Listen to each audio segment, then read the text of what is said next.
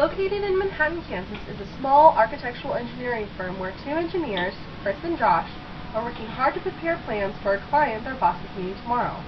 While reviewing the plans, Chris finds a mistake.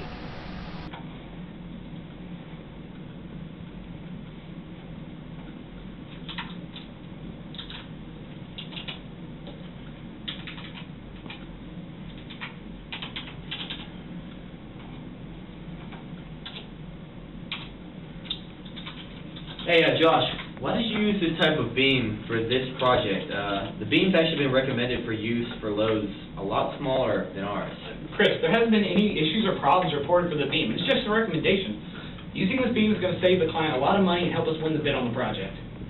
Yeah, but I really think we need to change the type of beam used. You know, go with one that's really recommended and approved for heavier loads such as ours. I mean, even though there haven't been any reports of problems, the recommendation was made for a reason. Do you really think it's that big of a deal? It's just fine. The plan is being presented to the client tomorrow. There's honestly no reason to spend the time and the energy going back to make changes based on a recommendation.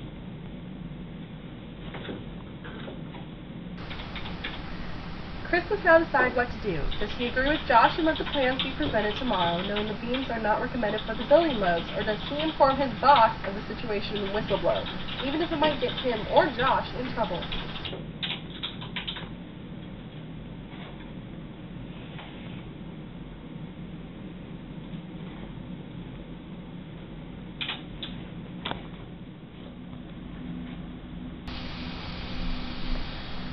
After much deliberation, Chris decides that the ethical thing to do is to inform his boss. However, this is not an easy thing to do.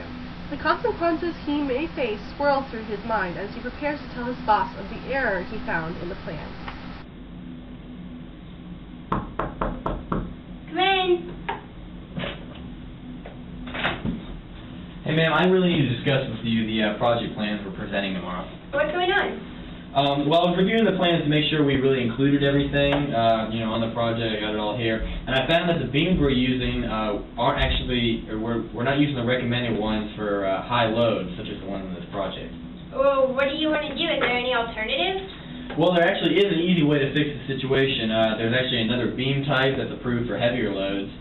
It is manufactured by the same company, and it's assembled in the same manner as the current beam. However, it's more expensive and will affect the bid when we will be giving the client. Okay, well, I guess the best thing to do, if you can bring me all the pricing, all that information, I'll work on the plan, I'll get all that done, and then if you could just go ahead and start reviewing and revising everything, all the plans and all the details that way, and go ahead and get as much done as you can. And I'll tell Josh to help you on that. We have to fix that mistake, though. And then I'll make sure that all the technicians are redoing the drawings. Okay, I'll get started on it right away. Thank you. Thanks, Chris. Thanks for catching that. Even though Chris went out on a limb to report the mistake to his boss, he made the ethical choice and honored his commitment as an engineer to be and act ethical despite the possible consequences. Whistleblowing can have all types of effects, but in the end, the ethical way is the most responsible choice and the one that should always be made.